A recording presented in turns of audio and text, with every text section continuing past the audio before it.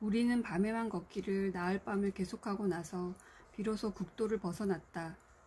대충 짐작컨대 하룻밤만 더 걸으면 임진강가에 도달하지 않을까 싶은 지점이었다. 하룻밤에 얼마씩이나 걸었는지도 확실하지 않았다. 마부신 씨는 우리 걸음을 하룻밤에 3, 40리 정도로 잡았지만 아마 일부러 그보다 훨씬 덜 걸었을 것이다. 누가 보고 있는 것도 아닌데 이만큼 걷고 쉬는 거야 누가 뭐라고 못하겠지 싶은 만큼만 걷고 나서 국도를 벗어나 인근 마을로 접어들곤 했다. 텅 빈 마을도 있고 인기척이 있는 집이 남아있는 마을도 있었다. 우리는 아무 빈집에나 들었다가 날 밝은 다음날 더 마음에 드는 집을 골라 들기도 하고 처음 집에서 하루를 보내기도 했다. 노인들이 지키고 있는 집이 몇 집 남아있는 동네에서도 우리가 빈집 주인 노릇을 하는 걸 수상하게 여기는 것 같지는 않았다. 수상하게 여겨봤대자였다. 우리는 적어도 공화국에서 발급한 증명서까지 가진 피난민이었다. 동네 사람들에게 밥을 해달라 할 권리까지 있는 문서도 가지고 있었다. 그러나 물론 그러지는 않았다. 그럴 필요가 없었다. 시골집에는 서울집보다 훨씬 많은 양식이 남아있었다. 우리가 지고 다니는 양식을 조금도 축내지 않고도 배불리 먹고 다녔다. 김장김치도 독독이 곰사가 가고 있었다. 어떤 집에서는 포기김치 말고도 총각김치, 석박지, 갓김치, 동치미 등 갖가지 김치가 너무도 감칠맛 나서 차마 발길이 안 떨어지는 집도 있었다. 땔감 넉넉하겠다. 그런 집에서 우리는 구들이 뜨끈뜨끈하게 불을 떼고 삼시 더운 밥을 지어 먹고 낮잠도 자고 현이 기저귀도 빨아 말렸다. 기저귀를 바싹 말리려고 일부러 다른 방에 군부를 뗄 적도 있었다. 그런 집에서 하룻밤만 더 묵으면 살이 찔 것 같았지만 우리는 그런 유혹에 지지 않고 다음날 저녁만 되면 반드시 길을 떠났다. 식권 써먹을 일은 없어도 신임장은 요긴했다. 밤길을 가려면 불빛이라고는 없는 칠흑 같은 어둠 속에도 어김없이 검문 손은 숨어 있었고 그럴 때 신임장을 내보이면 친절하게 대해주었고 갈 길 걱정까지 해주기도 했다.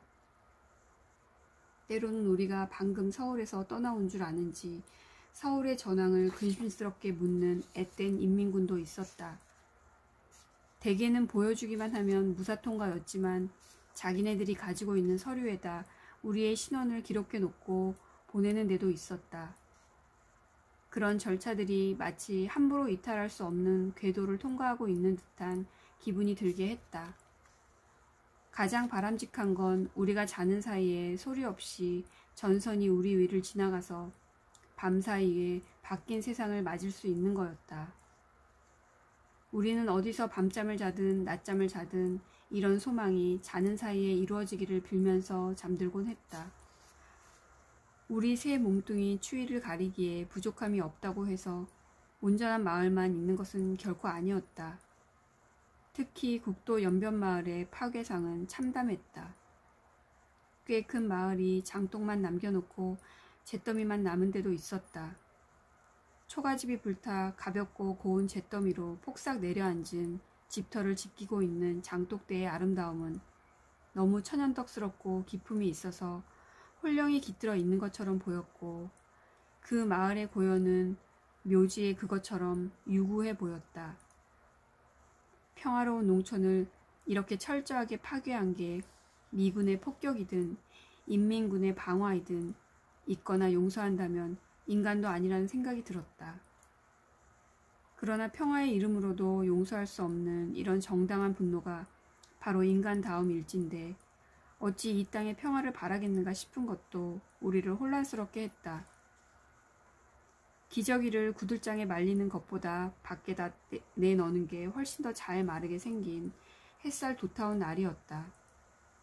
모조리 불탄 마을에서 좀 떨어진 외딴 집에서 무료한 낮 시간을 보내다가 그 마을의 감도는 고요에 홀려서 그 고운 잿더미 사이를 거닐 때였다. 장독대 옆에 서 있는 바짝 마른 나뭇가지에서 꽃망울이 부푸는 것을 보았다. 목련나무였다.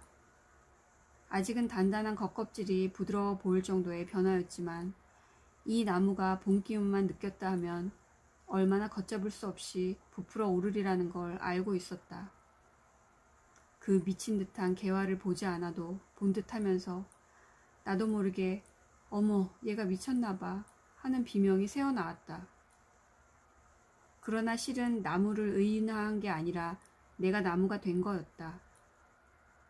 내가 나무가 되어 긴 겨울잠에서 눈뜨면서 바라본 너무나 참혹한 인간이 저지른 미친 짓에 대한 경악의 소리였다. 국도를 벗어나서 파주 쪽으로 꺾일 때는 처음으로 밤을 이용하지 않고 낮 시간을 택했다. 임진강 쪽으로 안 가고 옆으로 새는 것은 떳떳한 짓이 아니니까. 떳떳하지 못한 짓일수록 대낮에 하는 게 오히려 의심을 덜 받는다는 거였다. 올케의 이론도 그럴듯했지만 국도 변만 아니라면 실상 밤을 이용하지 않아도 그닥 위험하지가 않았다. 그래도 허허벌판에 노출되는 것은 피하고 싶어 될 수 있는 대로 산 모롱이를 돌거나 고개를 넘거나 했다. 우리는 머물 수 있는 마을을 찾고 있었다. 그날 현이는 온종일 올케 등에서 기침을 해댔다. 기침을 하다 등에다 개울 적도 있었다. 토한 걸 닦아주려고 천에 위에 더 씌운 솜포대기를 들춰보면 불화로 같은 고열이 느껴져 가슴이 내려앉곤 했다. 그래도 올케는 쉴 집을 가까운 데서 잡으려 들지 않고 점점 더 험한 산골짜기로만 파고들었다. 이러다 산중에서 날 저물면 어쩌려고 그래요. 예로부터 농사 고장이에요. 산이 깊어봤댔자 호랑이야 나오겠어요? 내가 겁을 내는 눈치를 보이자 올케는 이렇게 일소에 붙였다. 꽤 험한 산중이다 싶은 데까지 이르러 작은 동네가 나타났다. 산골 마을답게 들에 편안히 자리 잡지 못하고 오르막길과 층계밭을 낀 남양바지였다. 그러나 분지 형태의 꽤 넓은 논을 거느리고 있어서 빈궁해 보이진 않았다. 지대가 가장 높은 곳에 기와집이 한 채 있고 그 밖에 10채 남은 집들은 다 초가였다. 이런 마을조차 폭격 맞은 자리가 옹기종기한 마을의 형태를 이지러뜨리고 있었고 집들도 거의 비어있는 것 같았다. 올케는 나더러 잠시 밖에 머물러 있으라 하고 혼자 애를 업은 채 제일 꼭대기에 있는 기와집으로 들어갔다. 파죽은 탄현면 제3인민위원회 간판이 붙어 있었다. 올케가 돌아 나와 오늘은 이 집에 묵기로 했다고 했다. 하필 왜 인민위원회에서 묵어요? 나는 올케 귀에다 대고 작은 소리로 속삭였다. 신임장 뒀다 뭐래요. 아까워서 한번 써먹어 봤어요.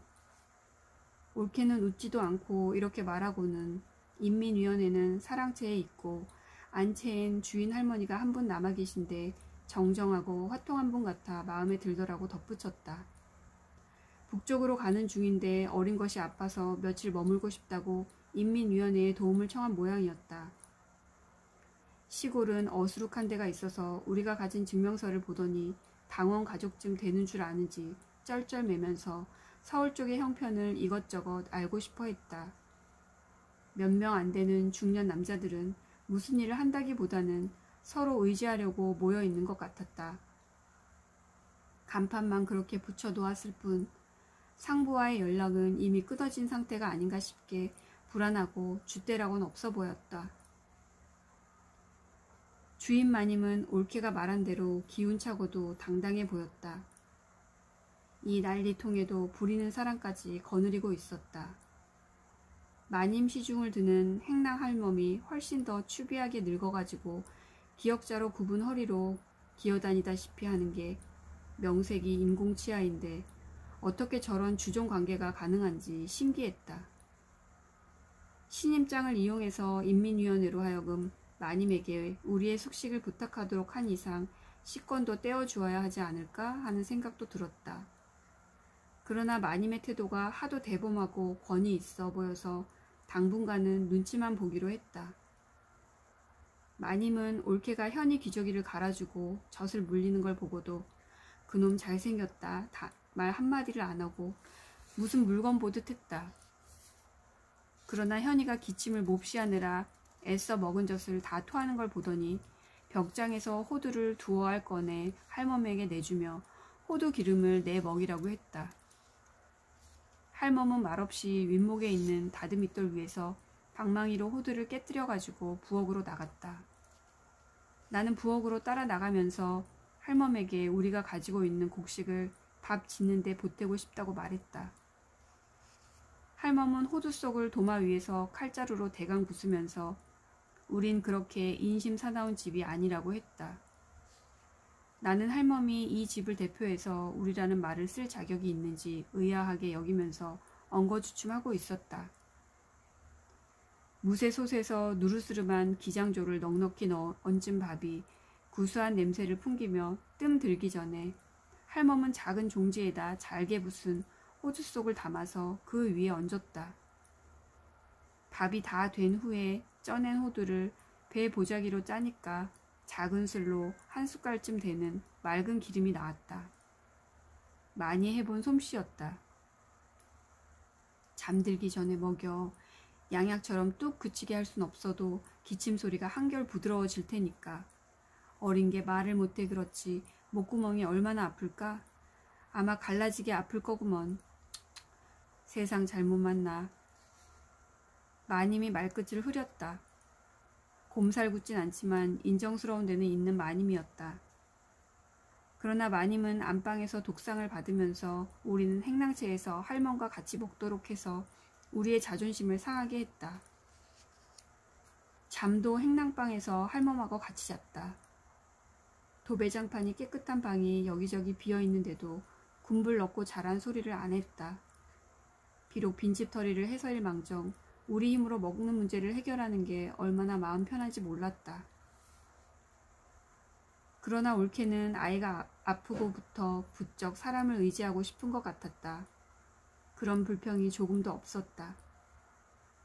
호두기름의 효험이 당장 나타나는 것 같지는 않았다. 현이는 밤에도 기침을 계속했고 열도 내리는 것 같지 않았다. 좀 어때요? 불덩어리예요? 올케하고 잠결에 이런 소리를 주고받은 것 같았지만 나는 곤죽 같은 잠에서 헤어나지 못했다. 밤사이에 눈이 퀭해진 올케는 아침에 현이를 안고 안방으로 들어가 공손하게 아침 문안을 드리고 나서 조금도 아이를 기여할 것 같지 않은 마님에게 염치불구하고 현이를 들이댔다. 할머님께서 염려해 주신 덕택에 기침 소리는 많이 부드러워졌습니다만 몸이 이렇게 펄펄 끓으니 어쩝니까? 폐렴이라도 되는 게 아닐까요? 할머니는 마지못해 아이 머리를 짚어보더니 감기 촉상이구먼 하고 진단을 내렸다. 노회한 의학 박사보다 더 무표정하고 단정적이었다. 우리는 그게 폐렴보다는 더 나은 것인지 더 나쁜 것인지 알 길이 없는 채로 마님의 무표정을 공고하며 우러렀다. 마님을 믿어서라기보다는 딴 방도가 없기 때문에 우리가 할 수 있는 유일한 방법에 최선을 다하고 싶었다. 마님은 벽장에서 또 호두알과 한지에 꼬깃꼬깃 싼 걸 꺼냈다. 한지를 비틀어 오므린 봉지 안엔 빨간 물감 같은 게 한 숟갈가량 들어있었다. 마님은 그 중에서 꼭 귀이개로 하나 정도를 노숟갈 위에다 덜어냈다. 그렇게 점잖고 무뚝뚝한 마님이 그 약을 다루는 태도에 있어서만은 아까워서 발발 떨고 있다는 것을 보기만 해도 알 수가 있었다. 그게 오히려 그 약의 신비함을 더해주어 우리는 마른 침을 삼키며 지켜보았다. 진짜 영사야, 귀한 거야, 물에 타서 먹여봐. 올케가 그 약을 받들어 미지근한 물에 타서 현이 입에 부으려고 하자 마님이 달려들어 거들었다. 마님은 한 손으로 현이의 양볼을 꽉 눌러 입을 벌리도록 하고 다른 한 손으로는 코를 쥐었다. 숨이 막힌 아이가 입을 크게 벌리고 우는 사이로 숟갈을 깊이 쳐넣으니 약물이 한 방울도 흐르지 않고 꼴깍 넘어갔다. 시골서 어른들이 그런 방법으로 갓난 아기들도 쓴 한약을 잘 넘기게 하는 걸 보았건만 마님이 그래주는 건 되게 고마웠다. 올케는 마치 이런 고귀한 분이 어떻게 우리 같은 천한 것의 몸을 만졌을까 싶은 얼굴을 하고 쩔쩔맸다. 실상 우리의 처지도 그랬지만 하고 있는 꼴이라는 것도 그런 자기 비하를 할 만했다. 경기는 안 할 거야. 마님은 무뚝뚝하게 말하고 이내 무관심해졌다. 경기는 안 할 거란 소리가 무슨 뜻인지, 위험한 고비는 넘겼다는 뜻인지, 경기만은 안 하도록 했다는 뜻인지 궁금했지만 우리는 큰 병원에 왔을 때처럼 괜히 주눅이 들어서 물어볼 수가 없었다. 호두기름도 할멈이 정성껏 해줘서 계속해서 먹일 수가 있었다. 영사를 먹인 날부터 내린 현이열은 다시 오르지 않았다. 기침은 뚝 그치지는 않았지만 호두기름 덕분에 소리가 한결 유해져서 듣기가 덜 괴로웠다. 현이 감기가 웬만해지자 더욱 마님 눈치가 보이기 시작했다. 인민위원회 쪽 눈치도 살펴야 했다. 해코지를 할 사람들 같지는 않았지만 이미 자위를 뜬 사람들이라는 게 보이는 듯해서 세상이 바뀔 날이 임박했다는 추측을 안 할 수가 없었다. 행랑방 신세를 못 면하는 게 굴욕적이고 또 사랑채가 인민위원회 사무실이라는 게 마음에 걸리긴 해도 세상이 또 한바탕 바뀌는 고비를 마님 같은 어른 그늘에서 넘기면 얼마나 수월할까 싶은 생각이 굴뚝 같은 건 무슨 까닭인지 몰랐다. 마님 아니라 할머니라도 좋았다. 우리만 고립돼 그 고비를 맞는다는 게 두려웠다. 전선이 밤사이에 슬쩍 우리 머리 위를 통과할 수도 있지만 밀고 당기며 들락날락하는 한가운데 끼지 말란 법도 없었다. 특히 시골에서는 자기가 속한 세상의 빛깔이 헷갈려서 억울하게 죽는 수가 많다고 듣고 있었다. 이쪽 저쪽이 들락날락하는 곤욕을 덜 치르기는 그래도 서울이 제일 낫다는 것도 알고 있었다. 물정 모르는 외지인에겐 의지할 때가 필요했다. 옳게도 그런 걸 마님하고 의논하고 싶어 했다. 할머님이 귀한 약 주셔서 현이도 이제 그만해졌습니다. 그 은혜도 태산 같은데 매일 양식까지 축내니 이런 염치가 어디 있겠습니까?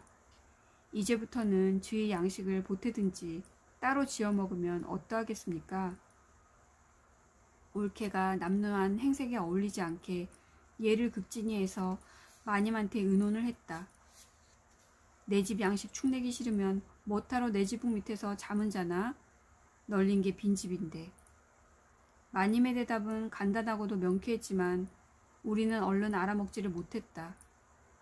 나가란 소리 같기도 하고 그냥 국으로 얻어먹고 있으란 소리 같기도 했다. 더 따지다간 내쫓김이나 재촉할 것 같아 어정쩡한 채로 물러났다. 저녁 때는 마님이 사랑채에 나가서 인민위원회 사람들한테 큰 소리로 호통을 치는 소리도 들렸다. 너희들 주제에 호랑이 밥은 무슨, 살쾡이 밥도 아깝다. 이런 소리도 들렸다.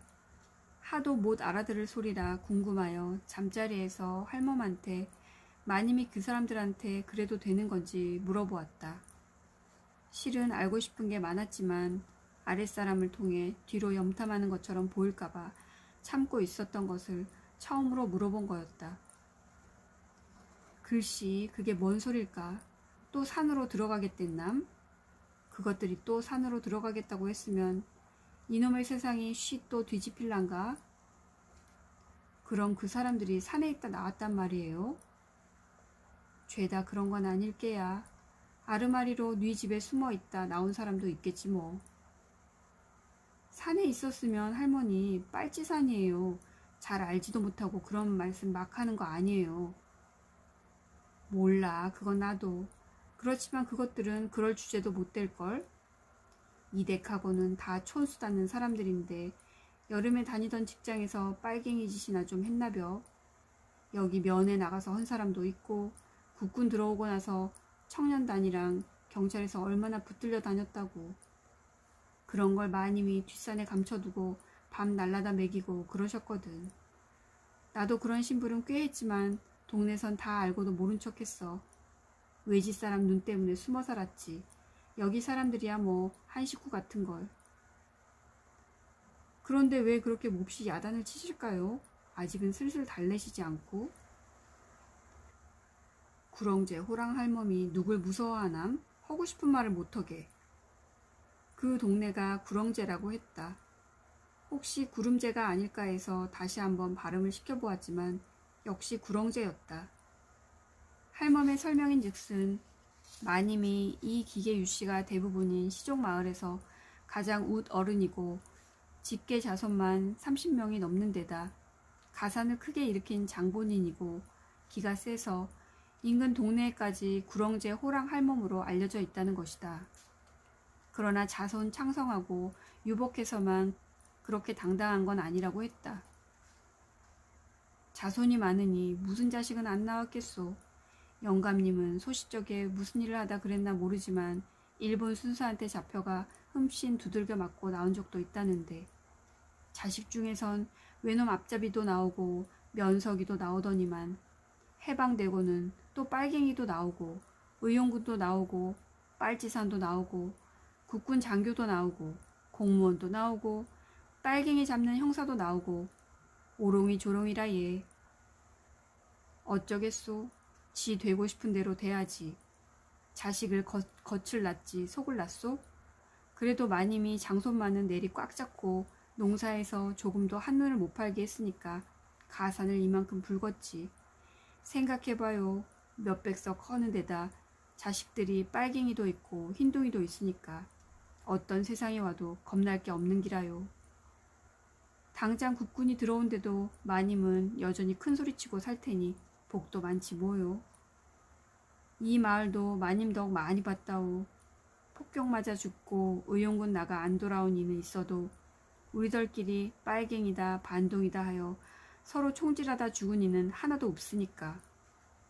우리 집 마님이 버티고 있는 이상 그 집만은 참아들 못합디다. 우리 마님 치마 두른 게 참말로 아까워요. 나 같은 일자 무식 눈에도 대통령을 시켜줘도 겁낼 뿐이 아닌데 우리 마님처럼 자손을 빨갱이 흰둥이 골고루 둔 분이 대통령만 돼봐요. 남북통일은 떼놓은 당상이지. 그의 소박한 남북통일론에는 실수를 터뜨리고 말았지만 자칭 일자 무식도 남북통일에 많은 일가견을 가진 게 떨쳐버릴 수 없는 민족적 팔자 소관 같아 지겨운 생각도 들었다. 할멈은 계속해 군실거리듯 신세 한탄으로 들어갔는데 이 동네로 시집 오기는 했어도 기계 유씨 가문도 아니었고 팔자 기박하여 일찍이 과부가 된 후 떠났기 때문에 외지인과 다름없다고 했다. 그러나 시집도 다시 가보고 보따리 장수로 떠돌아다녀 보다가도 몸이 아프거나 아쉬운 일이 생길 때마다 이 마을로 기어들곤 했는데 마님한테 신세 지는 게 제일 편해서였다고 한다. 그러다 떠돌 기력도 없어 아주 몸 붙여 산 지가 20해든가 연함은 해든가 손까지 꼽아가며 헤아리다 말고는 피식 웃었다. 호물딱한 입이었다. 할멈 얘기를 듣고 보니 우리가 제대로 찾아든 것 같았다. 마님 그늘에서 세상이 바뀌는 고비를 넘길 수 있으면 더 바랄 게 없을 것 같았다.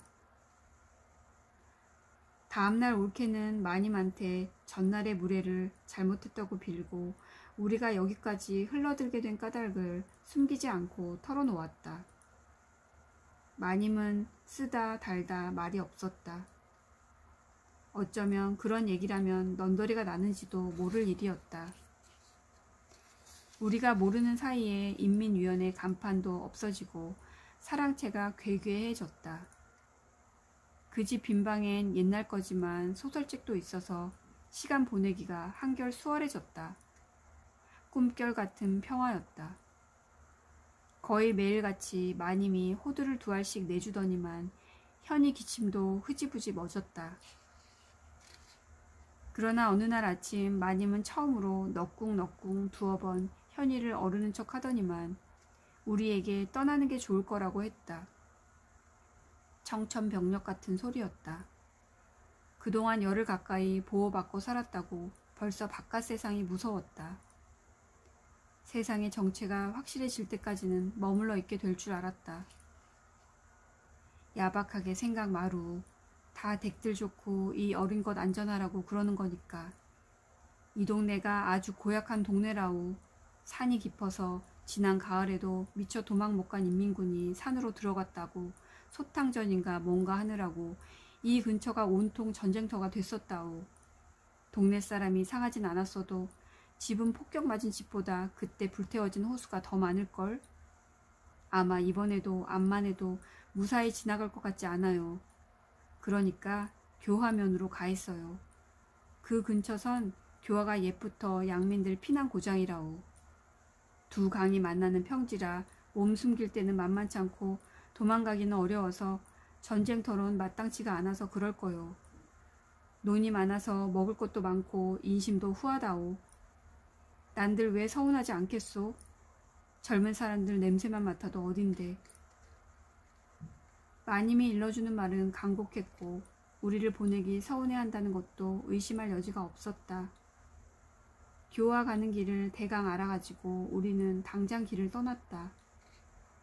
마님은 우리가 급구 사양했는데도 기어코 잎사를 몇 대박 우리 짐에 쑤셔 넣어주면서 할멈한테 동구박까지 여다 주라고 했다. 할멈은 집안에서 다닐 때 허리를 거짓말 보태지 않고 정확하게 직각으로 구부리고 다녔다. 그런 할멈한테 무거운 임을 일하니 알다가도 모를 마님이었다. 마님의 혹독한 몰인정에 말로는 항의를 못했지만 마지막 작별 인사가 어찌 곱게 나오지 않았다. 그러나 할멈은 한술 더 떴다. 그까짓 거 휘딱 여다 줄 테니 이리 줘요. 오랜만에 인연의 허리도 좀 펼 겸. 허리가 꺾어진다는 소리를 그렇게 꽈다가 하는 줄 알았더니 정말 허리를 일직선으로 펴는 것과 동시에 보따리를 반짝 들어 머리에 이는 것이었다. 눈 깜짝할 새 일어난 일이었다. 무슨 속임수 요술을 보는 것 같았다. 우리는 마님이 배웅을 나와준 것도 아닌데 구렁재를 떠나기가 차마 아쉬워 돌아보고 또 돌아보며 동구 밖을 나섰다. 마님의 그늘을 벗어나는 게 그렇게 두려웠던 것이다. 사람이란 얼마나 간사한 것인지 열흘도 못 되는 호강에 그렇게 약골이 되고 만 것이다. 할멈은 마님이 분부한 것보다 훨씬 멀리까지 우리를 바래다 주었다.